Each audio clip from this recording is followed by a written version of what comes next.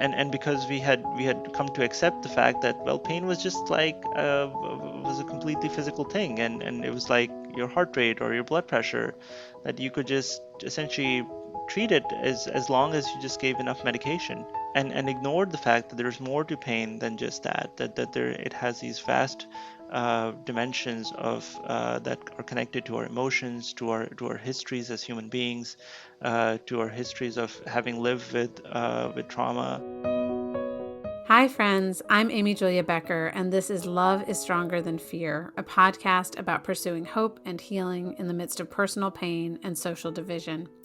Today, I get to talk with Dr. Haider Warraich. Dr. Warraich is a cardiologist, and he is also the author of The Song of Our Scars, the untold story of pain. I am really grateful for his insights into how pain operates in our bodies and how acute and chronic pain are really different from one another, and how pain relates to our emotions and relationships and social situations and spirituality and all the rest. The inverse of healing in many ways is pain. So understanding the story of pain helps us consider how we can be a part of the story of healing. I hope you benefit from this conversation as much as I did. Dr. Haider Warraich, we are here today, and I am so excited to be with you. Welcome to this podcast. Thank you, AJ, and I'm excited to speak to you as well about this. Well, I want to start with an introduction. I'm sure there are listeners who don't know about your work, and I want to make sure that they do.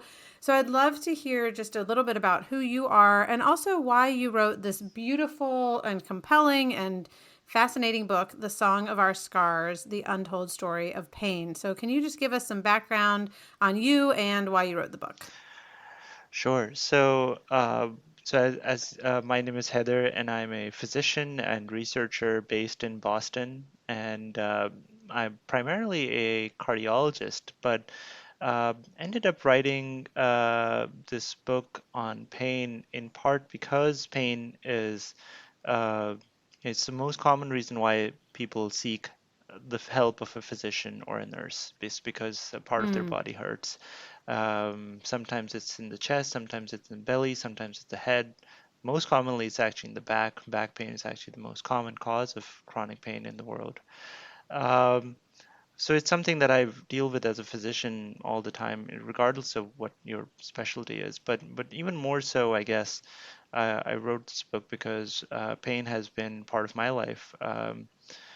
Even before I finished my medical school education, I suffered a pretty horrific back injury in medical school, which for a while threatened to completely derail my life and career. And though I got lucky and my pain got better, it's still a part of my life.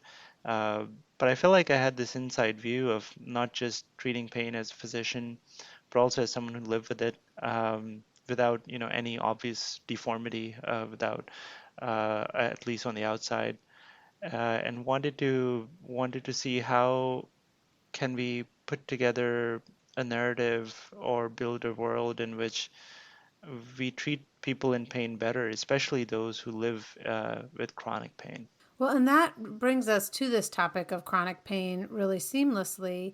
And when I first was introduced to your book, the reason I got it was because someone had forwarded me an interview you did for CNN.com.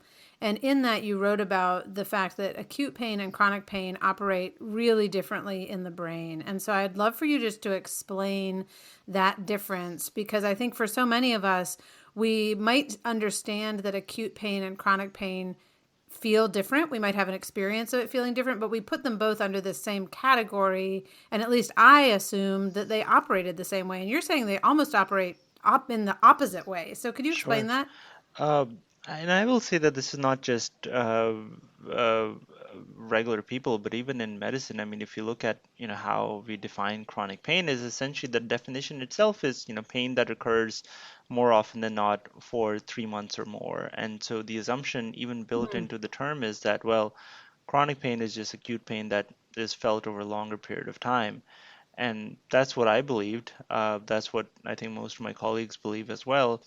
But when you look at the research, it paints a very different picture. And certainly, if you look at treatments, what we know is that so many of the treatments that work so well for acute pain, for pain that you might have after, say, you fracture your arm or you get some type of acute injury, actually don't work well at all for when you have a condition that causes you to be in pain for a long period of time or chronically. And what the science shows is that in many ways, let's say you have two people who get injured. Let's say when I got hurt lifting weights in the gym, there was a clone of mine, or someone very similar to mine who had the same injury, Yeah. and yet the chances that are that one of us is going to develop chronic pain, but the other might not, and that the initial injury or the severity of the injury actually has very little to do with predicting whether me or my clone is going to go up to develop chronic pain. And if you think about, well, other things, like maybe you say that, well, maybe there's something on an imaging test or an MRI that might predict, well, why did one person develop chronic pain and the other didn't?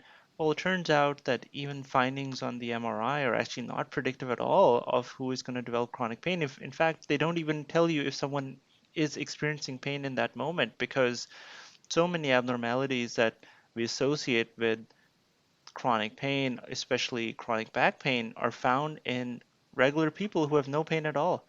Uh, so, and so to understand why they're different, one of the things that's really fascinating, one of the sort of pieces of research that's really interesting, is that over time, if you study folks who had an acute injury and then developed chronic pain, you see that begins to occupy different parts of the brain.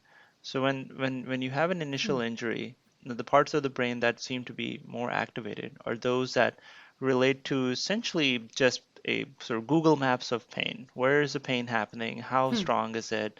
The whys, wheres, and whens of pain. And then over time, the part of the brain that becomes much more activated with pain or in the chronic setting are actually the parts that are more related to emotions and fears and Hmm. other forms of trauma. Uh, and which just highlights that this idea that we have that pain is a purely physical sensation is actually not true at all. It's not supported by either the research but also by our lived experience as human beings. But that even over time, uh, pain becomes even more connected to how we feel emotionally, and our state of mind, and almost resembles any other form of trauma that one might experience that then we relive over the course of our life. I mean, that again shouldn't be misconstrued as just saying that, well, oh, because it pertains more to the emotional part of the brain, that somehow it is less important or it shouldn't be attended to. Hmm. But it does certainly suggest that this idea that somehow acute and chronic pain are essentially the same phenomenon, the only difference is one is more chronic than the other, isn't is actually quite false, and is probably an important reason why we have actually done quite poorly at treating people with chronic pain. Well, and I think, correct me if I'm wrong, the way you've described it is that acute pain goes from the body to the brain and chronic pain goes from the brain to the body. Is that an accurate way to talk I think about in it? many instances that is accurate. Where I think that Okay. for usually what happens is that our we have all these nerve endings in our body, in our fingers, in our hands, in our feet, in our chest, that are always on the lookout for things that might be deemed as uncomfortable. Um, Once those signals are detected, the nerves fire and they send a signal up to the brain, and that's where the brain actually brings that feeling to life, which is pain. Mm-hmm.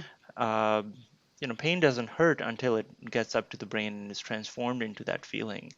Uh, Mm-hmm. because again, pain is different from other conditions that we usually think about, because pain is actually a normal function of the human body. It's not a disease. Experiencing pain is actually very essential for our survival, and for our growth as human beings, um, partly because of one of pain's most important features is to teach us how to exist safely in the world around us.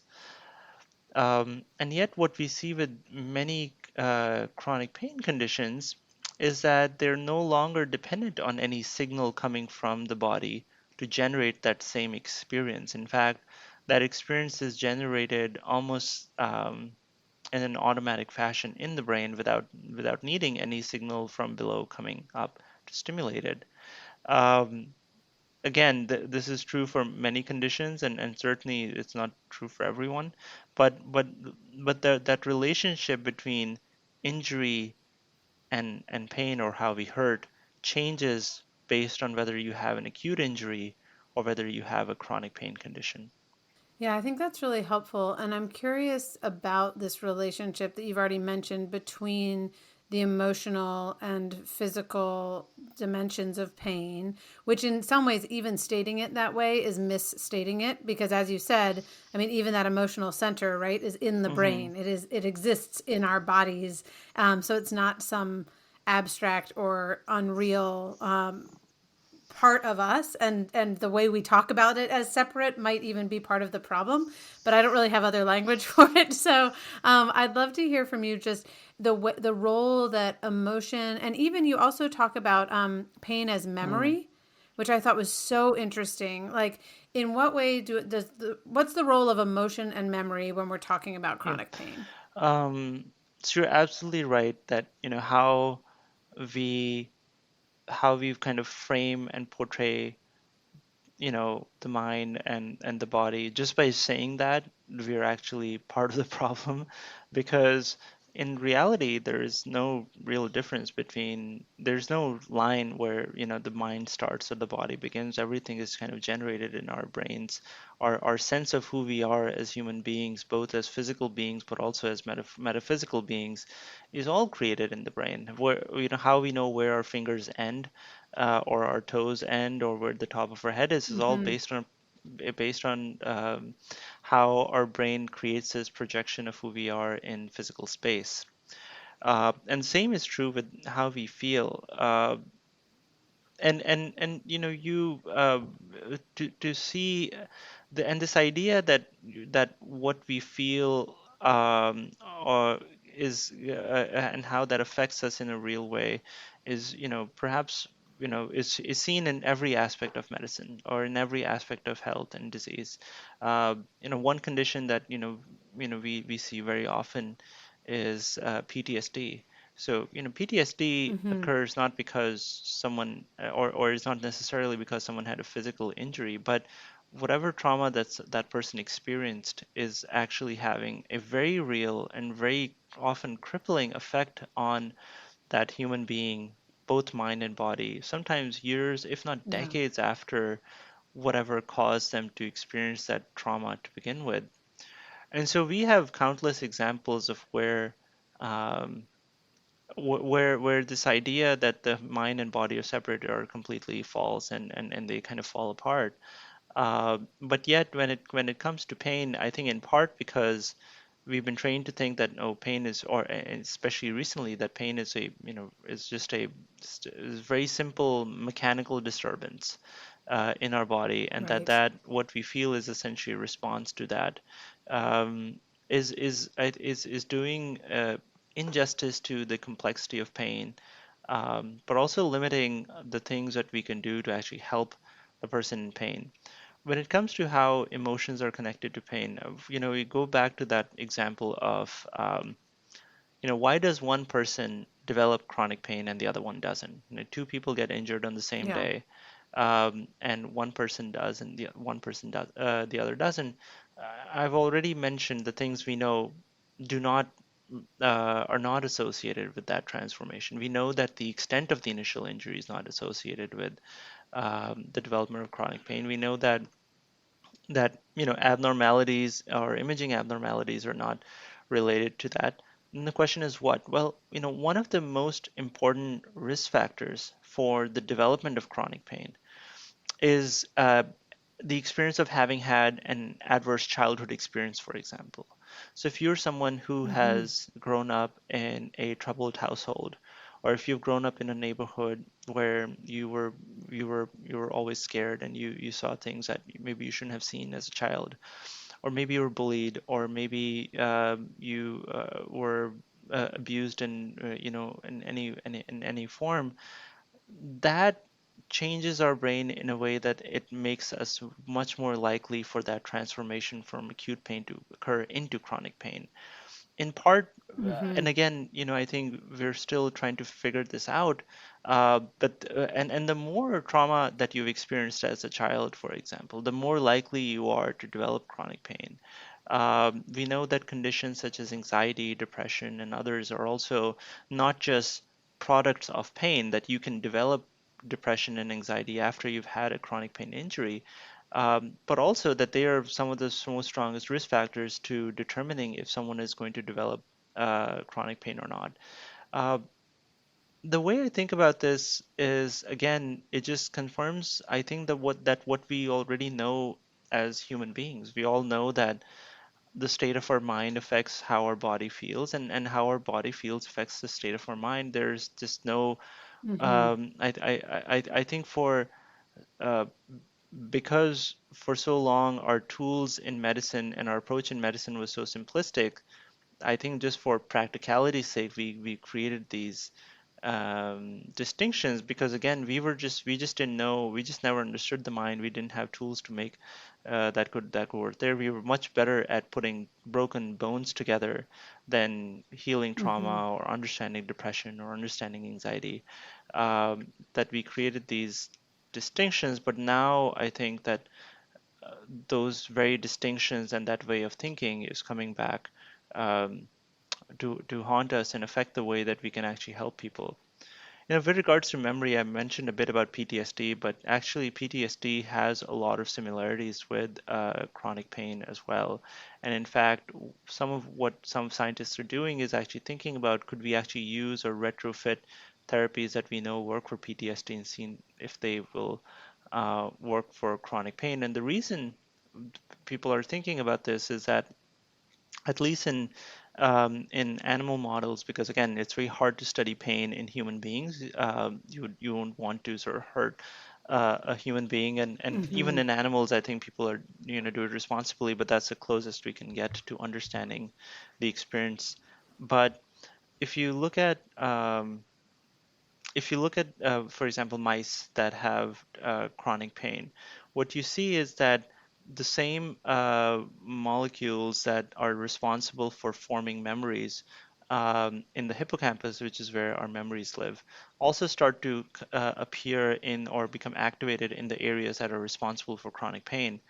And in those experiments, when they've given sort of substances that prevent the formation of new memories, you actually see that the development of chronic pain after an injury is also much lower, suggesting that and we've seen there have been some examples in real life where people who've had chronic pain have had um, episodes of amnesia where they've lost their memory, but not only did they lose their memories, but they also forgot, or they actually overcame their chronic pain as well. So I think there's a Mm-hmm. lot more that we are understanding about chronic pain, because um, I think people realize what a significant problem this is in our society. Chronic pain affects, 1 in 5 people, both in countries like the U.S. but also around the world. Uh, we've we've realized that our existing treatments for chronic pain are actually quite bad. I mean, we've seen that with the opioid epidemic, which initially started with people getting opioids for pain relief, but then led to this whole um, sort of crisis of addiction that's really overrun Right. this country. Um, but also that they were just not that effective either. So I think that I think we're actually at a fairly exciting place with regards to changing how we think about chronic pain, thinking about how we can apply new approaches to help people in chronic pain, um, and also just talking about it more rather than just let it fester. Well, and I want to ask you, I want to get back to some questions about both the medicalization of pain and the opioid epidemic in a minute. But before we get there, just to talk about this emotional connection for one more minute. You wrote that you often see patients, this is a quote, who take offense at the notion that their pain is as much physical as a psychological disorder. And I've often wondered whether there is essentially a sense of shame in our culture around chronic pain if it is a matter of memory or emotion, as opposed to no, I had this injury and that's the only problem here. It also seems to me that in terms of the treatment of pain, if chronic pain does have to do with emotions, and psychology and not simply bodily harm. I mean, again, not having quite the right terms for all of this, and we deny that emotional component, then it seems it's going to be a lot harder to treat. And I wondered if, from your own experience, like, was there a way in which you were able to address the emotional or psychological components of your chronic pain that gives you some perspective on what's going on with patients in that same Yep. position? I mean, I think we've seen this with mental health disorders that we just don't, that in our society, not just here but really around the world, that we just don't take them as seriously as we would, say, a condition Mm-hmm. that we can get a blood test for, or that we can see on an x-ray or a CT scan. And that same thinking seeps into other conditions. And patients and people are smart, that they know that if they go to a physician, or they go to seek health care, and are focused on finding an abnormality that can be sort of visualized in a sort of very real way, and if that is found, then they know that they're going to be taken more seriously, that their suffering is going to have a cause that can be understood and provided legitimacy in our health system, which is not the case when if you have a condition that is either primarily or driven by a mental health condition, or is made worse by it. So Mm-hmm. we know that that patients are not going to come and want to change the paradigm here, because we know that any such attempt will mean that whatever little attention or care that they receive from the health system might get denied to them, because we're so much more attentive to conditions that we think are because of anatomic abnormalities.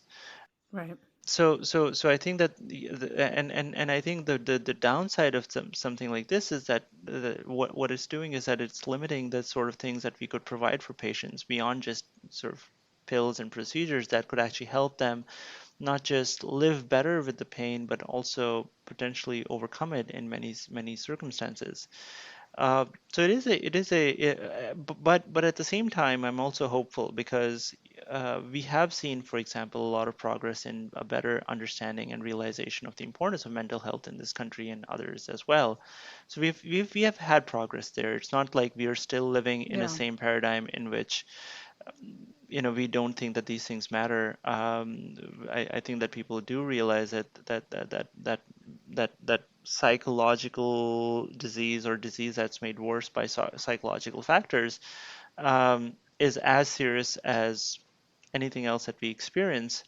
And my hope is that we will carry that through and into conditions such as chronic pain. Um, Again, so that people have a more real understanding of the condition, but also have access to therapies that could help them in those circumstances. Mm. Well, and it speaks a little bit to something you also write about, which is that I think if medicine reduces the human to anatomical abnormalities, then we are going to, especially when it comes to the problem of treating chronic pain, we're going to reduce the possibilities of what it might mean to treat that pain. And whereas if we can expand our understanding of the human, you do a great job, I think, of even writing about the ways in which, like, the Industrial Revolution we started comparing human bodies to machines. And so if something breaks, you figure out what the component part, you replace it, and then you keep going. And human bodies aren't machines. They just are not. That comparison breaks down. And the medicalization of pain and of the human body have all contributed to that. And I think that moves pretty seamlessly into the way in which you're talking about the opioid epidemic. And I thought your chapters on that were really riveting. I mean, I felt like I was reading like a page turning novel just to find out all of these details about the epidemic and the industry, which I've, seen, but not. It's like I've read articles over the course of the past 20 years as opposed to seeing it all in one place, which you've done in your book. So I'm wondering if you could just explain how a modern understanding of the body and of medicine contributed to what we saw happen in this couple decades of overprescription of opioids, and then this epidemic that really harmed so many people.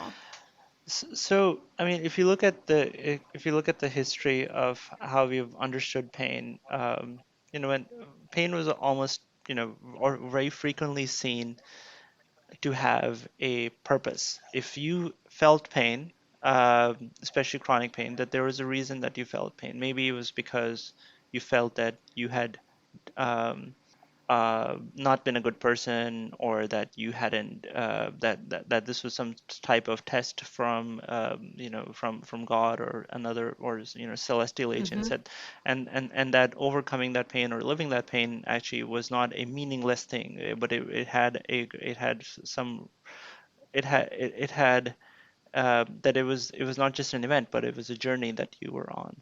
um, Mm. and Oftentimes when we sought help for pain, it wasn't just that we went to physicians, we went to a priest or pastor asking for spiritual Yeah. help and spiritual healing as well. Because I think we understood that there's more to pain than just a body breaking down, but really that there is a greater dimension to it. Um, and then what happened was that as we kind of moved towards a more biomechanical view of the body, one of the things that was done was to essentially create this dichotomy between mind and body. And part of it was that we were just better at understanding the body than we were at understanding the mind. So some of this was just that just seemed like the practical solution to a problem. So then we, divided medicine into doctors who treated the body, which is all doctors, and then psychiatrists who treated the mind, or Mm-hmm. psychologists. Um, Mm.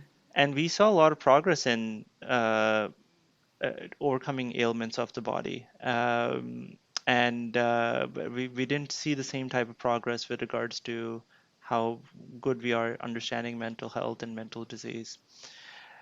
Um, what happened at this point was that we had developed these drugs, or well, we hadn't really developed them. We had these opioid products, which are essentially products from the poppy plant, have been present for thousands of years, and every so Yeah. often our societies, both here and around the world, have gotten into this really sort of this fatal attraction with this plant, where that many societies have had to deal with crises of addiction to opioids for thousands of years, because again, these Yeah. are compounds that are some of the strongest, most potent chemicals in existence, and they have some qualities that are hard to replicate. But more recently, we had this crisis of people living in chronic pain, especially people having a lot of pain at the end of life, oftentimes when they had some type of, cancer diagnosis or other condition that was caused a lot of discomfort. And a movement was started to to destigmatize the use of opioid medications for people who had a lot of pain. And this was a movement that Yeah. was meant to overcome a lot of suffering and needless suffering that people are having. But then what happened was that this movement was hijacked by forces that felt that, well, how about we just expand this to everyone, not just people who have some type of serious Mm-hmm. illness or who are people who are at the end of life, but really to anyone who's living with, has a headache, who has a bellyache, who has back pain or Yeah. joint pain. Um, Despite there being no evidence of the safety or the effectiveness of these medications in these chronic pain settings, but because I think that the time was such that we were really sort of wanting to eliminate pain, and that this promise felt real that we could live in a pain-free world just as long as we just gave enough people these medications. Um, that and because we had come to accept the fact that, well, pain was just like was a completely physical thing, and it was like your heart rate or your Mm-hmm. blood pressure, that you could just essentially treat it as long as you just gave enough medication. Um, and ignored the fact that there's more to pain than just that there it has these vast dimensions of that are connected to our emotions, to our histories as human beings, to our histories of having lived with trauma, etc. And that had all these spiritual dimensions that we've known and have attended to, but then left all of that aside and focused on it as if we would essentially an abscess or anything else that can be that is very much a physical condition. And what that led to is essentially the opioid epidemic, where out of good intentions, um, Mm. to help certain people or a small segment of our population that truly needs to be pain free because they have a terminal illness or have a serious illness, we allowed this to spread essentially throughout our entire society to all people who had any sort of, even after people after getting a dental procedure, for example, even if they came and they stubbed a toenail in the emergency room, they were being given opioid prescriptions, oftentimes for weeks or months, that Yeah. addicted them to these drugs. So now, especially as we think about, and in fact, that crisis has really gone on unabated. Almost 100,000 people died of overdoses last year from opioids. Um, Mm. I think now that we think about the future and think about, well, how can we best help people, especially those with chronic pain, who now are stuck in this weird place where they have an illness that causes them discomfort, but also they've essentially been made pariahs in a system that treats them now as addicts, despite the system being the agent of giving them those drugs to begin with. Right. Um, Right. I think, but to get there, we really have to really have a cleared eye view of especially what chronic pain is, what it means, and the fact that it isn't just a physical sensation, but really one that spans phenomena such as emotions, and memory and trauma, as much as the physical realm. Well, and I want to get back to what you just were talking about in terms of how we actually address chronic pain from a more holistic dimension. But before we do that, I wanted to add in just the factors of race and Hmm. gender because you write about these things. And I think actually bringing those in not only just names the fact that there are disparities in who experiences pain and how they experience it, but it also brings up the fact that there's a social phenomenon, right, going on.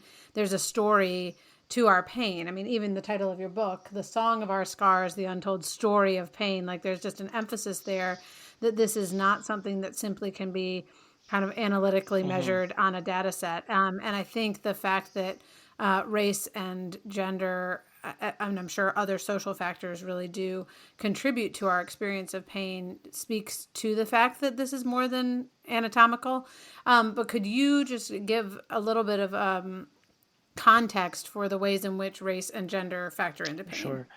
Uh, Despite our best efforts and our hopes, but I think, going again, speaking to the nature of pain, there's really no blood test for pain.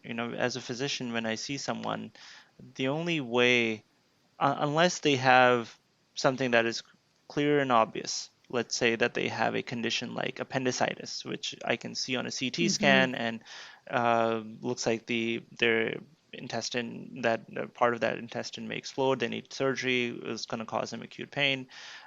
Unless you have something like that, or they're having a heart attack that I can see with blood tests and EKGs and whatnot. Even with that, when I ask them about their pain, I'm only relying on what they say. I have to Yeah. choose to believe what they have to say, and I have to then determine whether that is going to be something that I'm going to go with or not.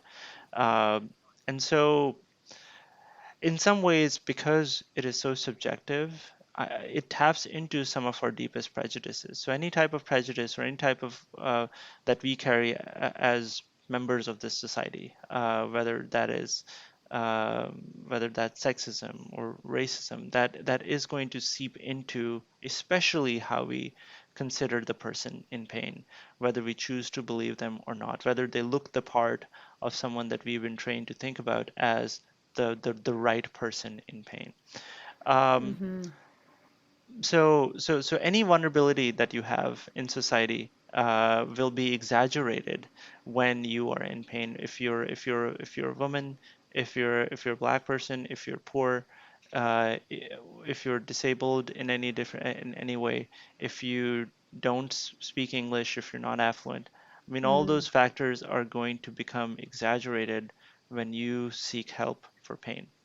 But even let's take a step forward. I mean, I mentioned, for many people with chronic pain, oftentimes there's no blood test or imaging test. But let's say that we look at conditions in which it is well accepted that the patient that or it can be easily diagnosed as someone is in pain. Let's just go back to the example of appendicitis. So, acute appendicitis is one Sure. of the most common causes of or reasons for people getting surgeries in this country. Your appendix, which is kind of part of your intestine, can become suddenly inflamed and could burst if it's not removed with surgery, and it is one of the most painful things that human being can experience. And yet, even in people who have appendicitis, not just people, even in children who have appendicitis, that is confirmed on a CT scan, there still is a wide disparity in who does and does not get their pain attended to. So there's this one study that I often talk about and cite of a million kids who presented to emergency rooms around this country with acute appendicitis that was confirmed on a CT scan. In those, even in these, and again, these are children, so you would think that, oh, we would be more trusting of children than we might be of adults. Maybe you think that adults are just seeking Yeah. drugs. You see that black children only have about 20% of the odds of receiving an opioid painkiller than white children, even at the same severity Huh. of pain. So all these everything that as physicians, as members of the health system, we are still part of this society.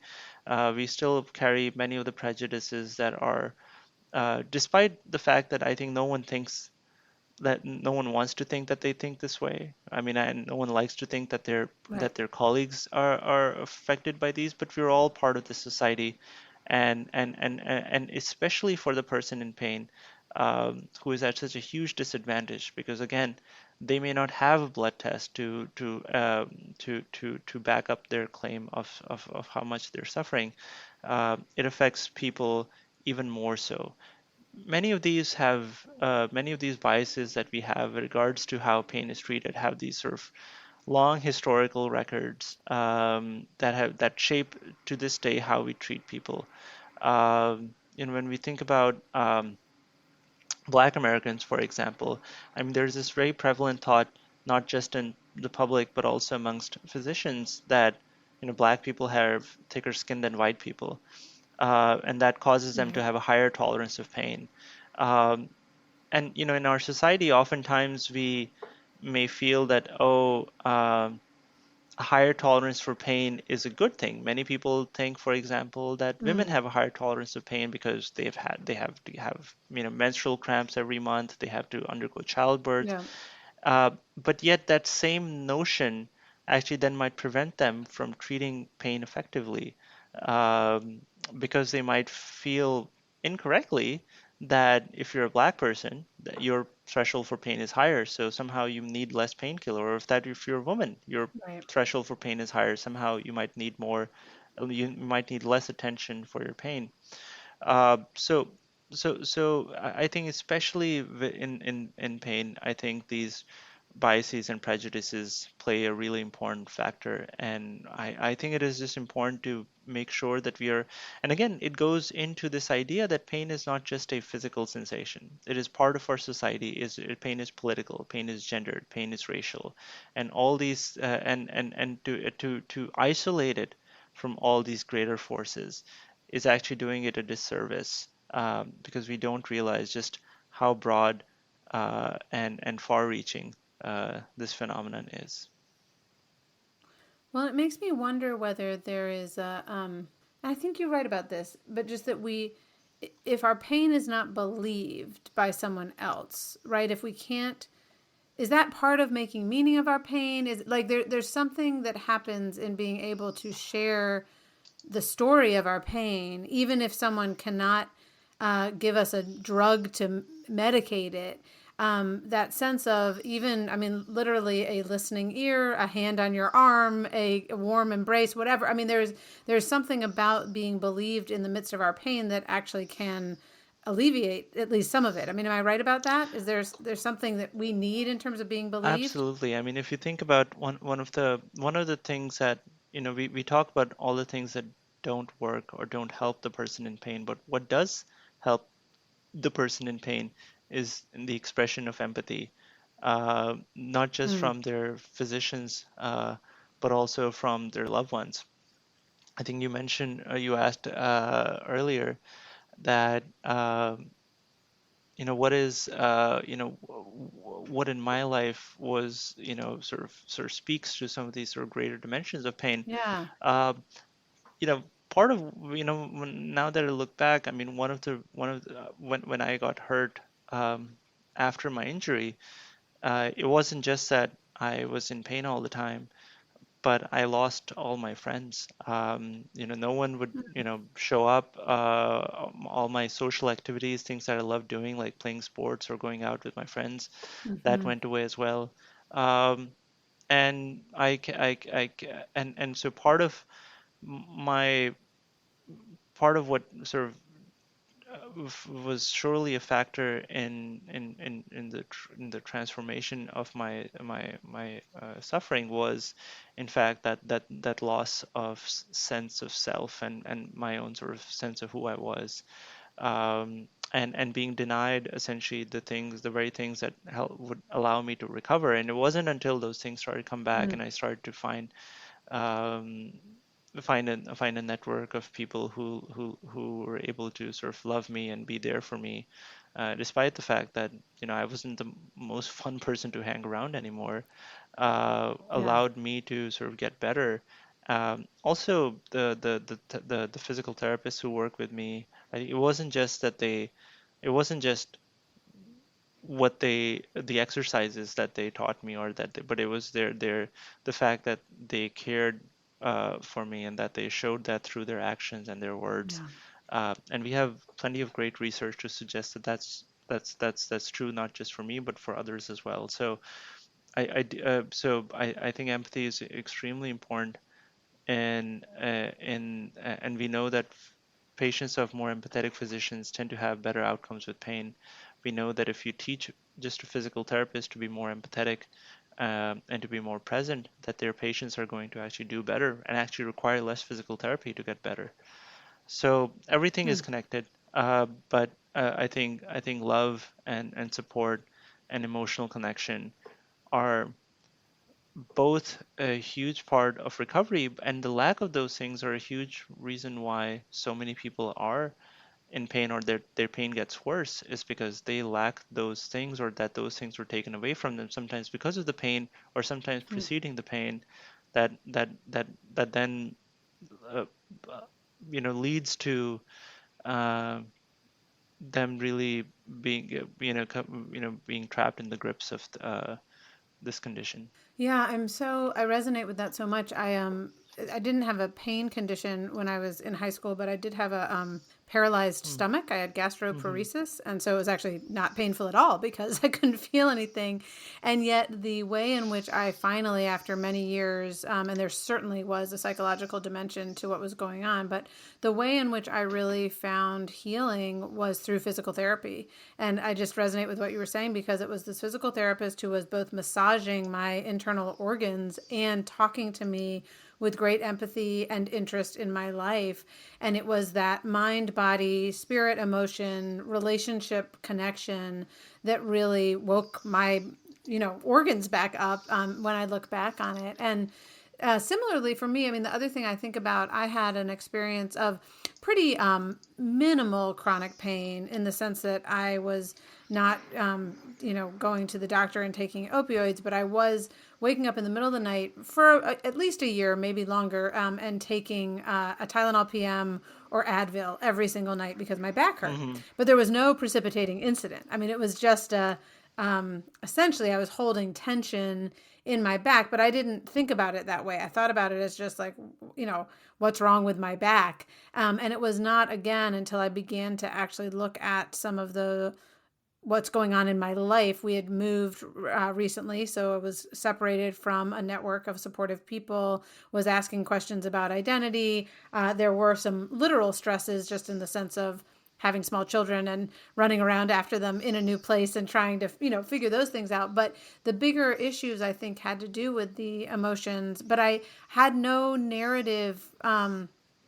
The only way I could make sense of the fact that my back was hurting was by taking a pill, and eventually I was like, I can't do this for the rest of my life. What's going on? And so that's when I started to explore some of these other things. And I guess it leads me to a question of just, I wonder, as we think and we come to the end of this conversation, not just about pain, but about healing, how do we actually make those connections? How do we move from places of chronic pain to healing or even just alleviation of that pain on some level? Do you have suggestions or recommendations for people who are in the midst of chronic pain or even just chronic discomfort, which maybe is what I would say I was Sure. experiencing?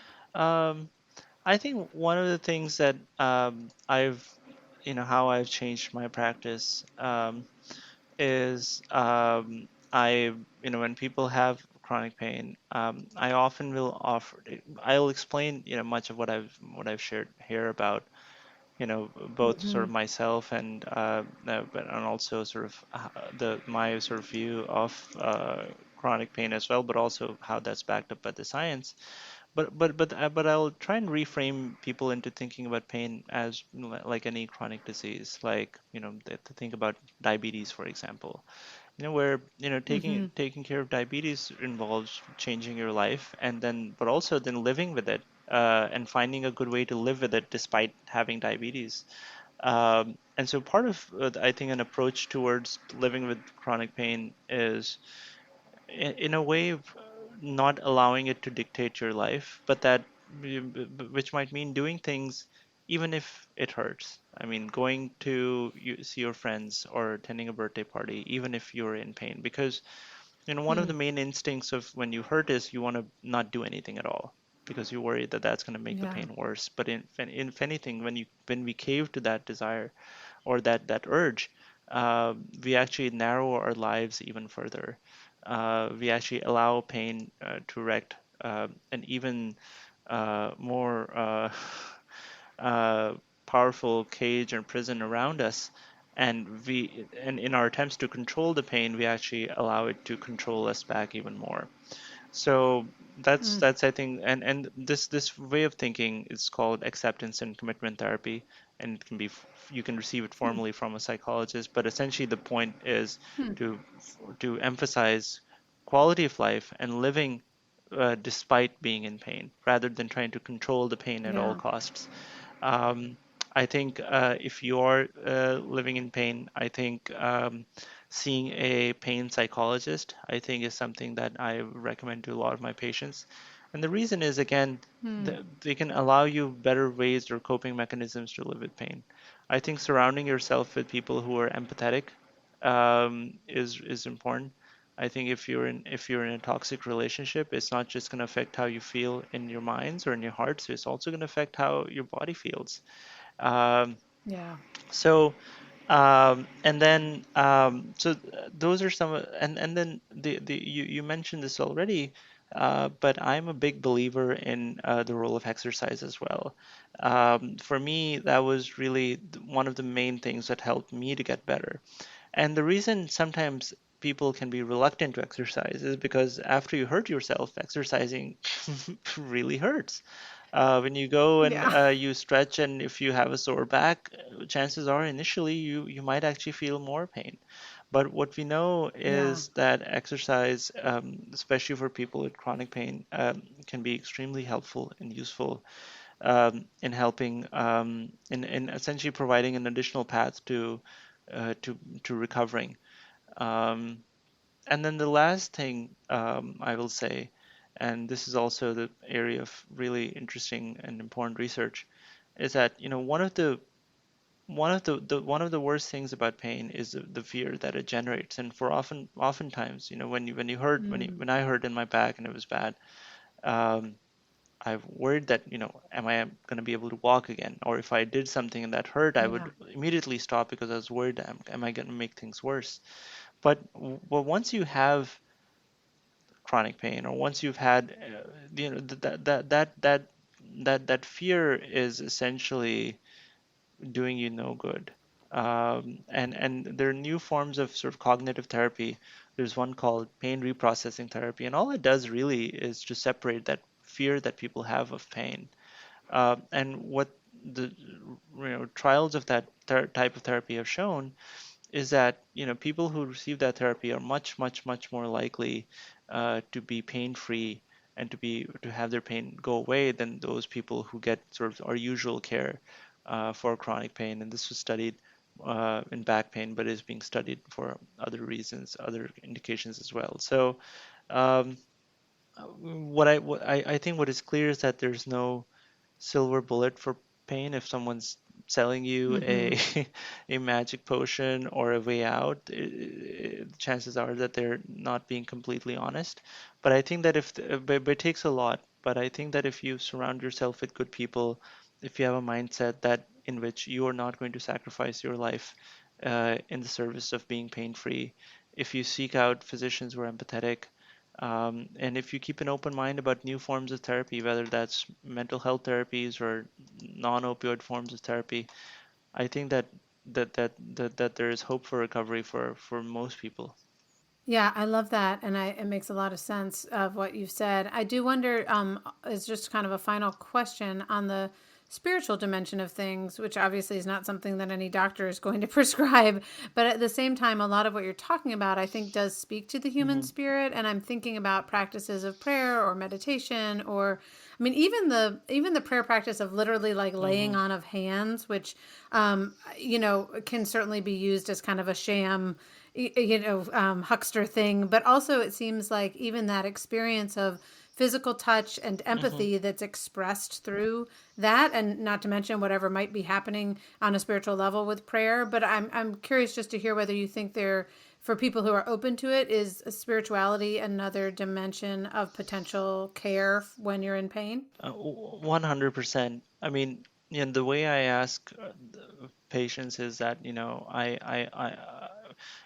an open-ended way to ask this is if, faith or spirituality hold importance in someone's life. And if the answer is yes, then I think that that opens up a whole different avenue for helping to, Mm-hmm. again, find meaning, find resonance, find for why we are here, why we exist, why we feel the way we feel, Yeah. and then potentially using that as a way to chart a course towards healing. Like I said, it takes a lot. I mean, but it takes a lot of sometimes just good luck, but also just having an environment in which you can look beyond the pain. You can get out of your body. One of the things that pain does is that it directs all your energies inwards.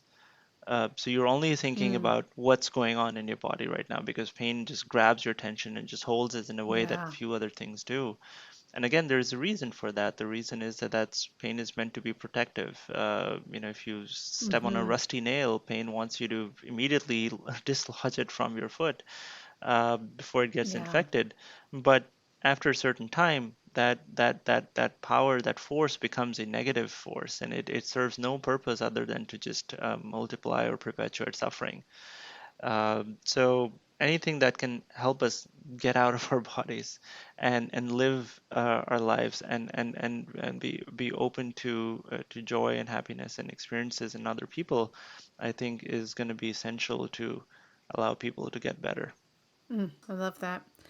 Well, thank you so much for being here with us today and just for your great work. I'm going to mention the name of your book again for listeners, The Song of Our Scars, The Untold Story of Pain. It's a beautiful book and was really thought provoking and helpful to me. So thank you for writing it and thank you for being with us. Thank you, AJ. It was a pleasure talking to you.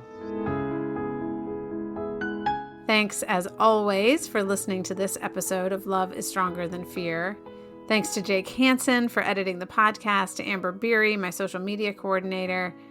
And finally, as you go into your day today, I hope you will carry with you the peace that comes from believing that love is stronger than fear.